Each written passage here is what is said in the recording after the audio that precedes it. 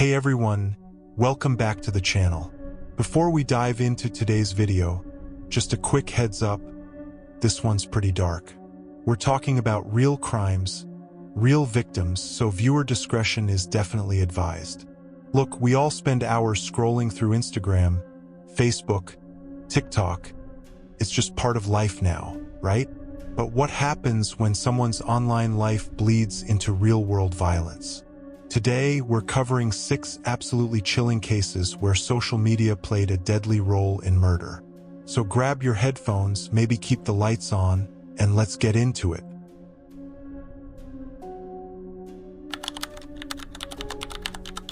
Picture this. It's May 2008 in the quiet, peaceful neighborhood of Staffordshire, England. The kind of place where nothing bad ever happens.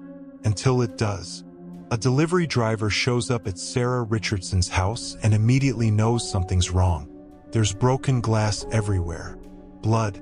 She calls the police, and when they arrive, they find Sarah's body inside. She'd been stabbed over 40 times. I mean, this was brutal, you guys. Now here's where it gets even more twisted. Just 40 minutes after they find Sarah, police get another call. There's a man in a field covered in blood with knife wounds all around his neck. That man? Sarah's husband, 41-year-old Edward Richardson. He tried to end his own life after what he'd done. At the hospital, Edward tells police he killed his wife but can't remember why. When they tell him Sarah's dead, he completely breaks down. But here's the thing, the marriage was already over. Friends said Sarah still had feelings for Edward, but she knew the relationship was toxic. She'd made her choice. She wanted out. So what does she do? She stops responding to his texts, and then she changes her Facebook relationship status to single. That's it. That one little click, that one update on social media, triggered something dark inside Edward.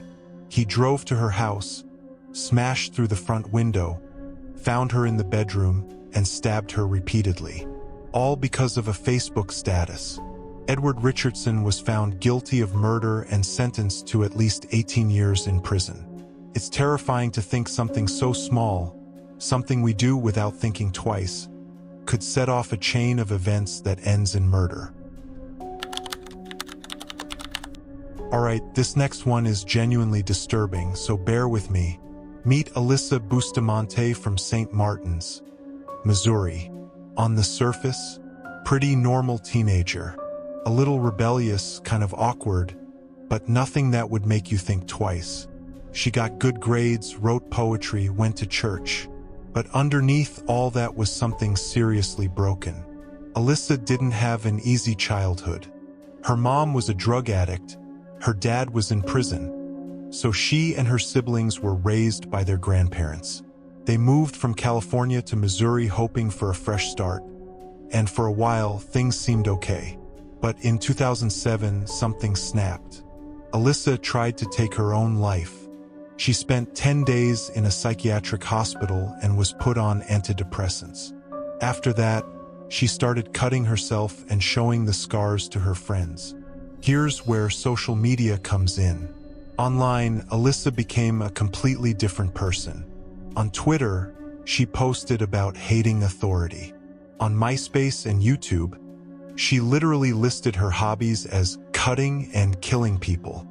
In one video, she even tried to get her brothers to touch an electrified fence. These weren't jokes. These were red flags. Then came October 21st, 2009. Alyssa told her sister to invite their neighbor, 9-year-old Elizabeth Olton, over to play. Elizabeth was excited. She'd been to Alyssa's house before. It was fun. Her mom let her go for just a few minutes. She left at 5 p.m. She never came home. The next day, the FBI showed up. They searched Alyssa's house and found her diary. They also found a shallow grave in the backyard. Alyssa claimed she just liked digging holes. But when they kept looking, they found another grave. Elizabeth's body was inside. And you know what Alyssa wrote in her diary? She described killing someone in detail, strangling them, slitting their throat, stabbing them. And then she wrote, "It was amazing. Amazing." In court, Alyssa's defense argued her depression and medications made her do it. She pleaded guilty to second-degree murder to avoid the death penalty. She was tried as an adult and sentenced to life in prison with the possibility of parole after 30 years. A 9-year-old girl lost her life because a troubled teenager wanted to know what it felt like to kill someone, and she practically announced her intentions online before she did it. Okay, so this case from Brisbane, Australia has 2 different versions floating around online, and honestly, we're not 100% sure which one's accurate.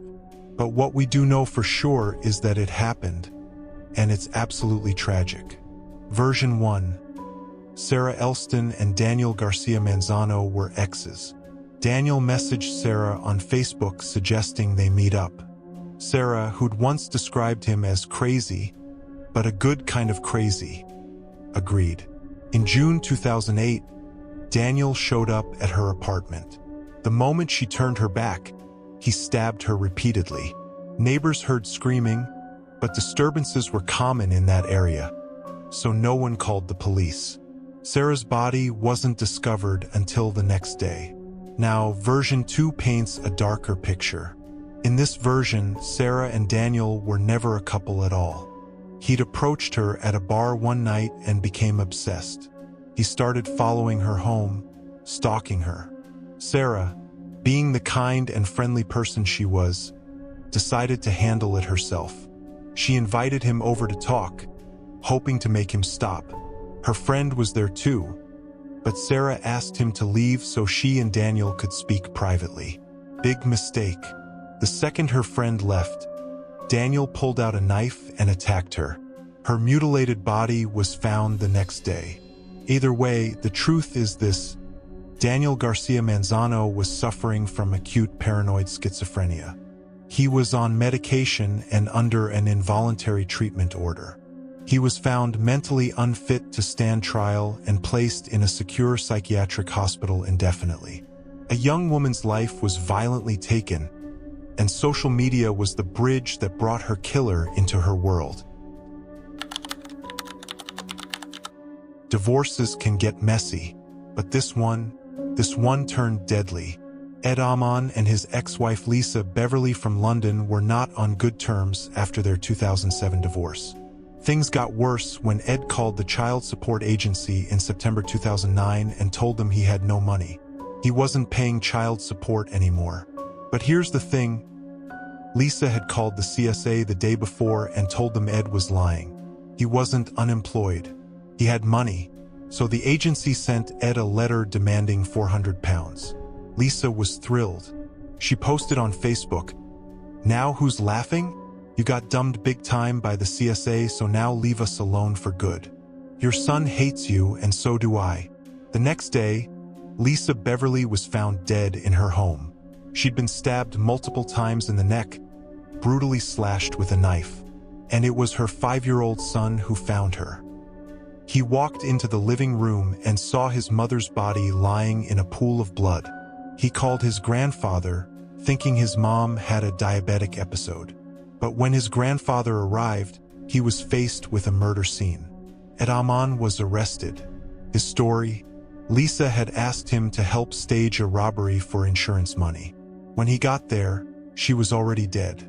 He took some items but didn't check on his son or call emergency services. Yeah, the jury didn't buy it either. Ed Amon was found guilty of murder and sentenced to 24 years in prison. One Facebook post, one moment of gloating, and it cost Lisa her life. So there you have it. 5 cases where social media played a role in murder. Whether it was a relationship status update, a public post, an online death list, or meeting someone online, these platforms we use every day became part of something truly horrific. None of these victims thought logging onto Facebook or MySpace could end their lives. But it did. And that's the scariest part of all. Social media connects us, but sometimes it connects us to the wrong people. Alright guys, that's it for today's video. If you made it this far, thanks for watching. Don't forget to like, subscribe, and hit that notification bell. We've got new videos every Wednesday and Saturday. Stay safe out there, and I'll see you in the next one.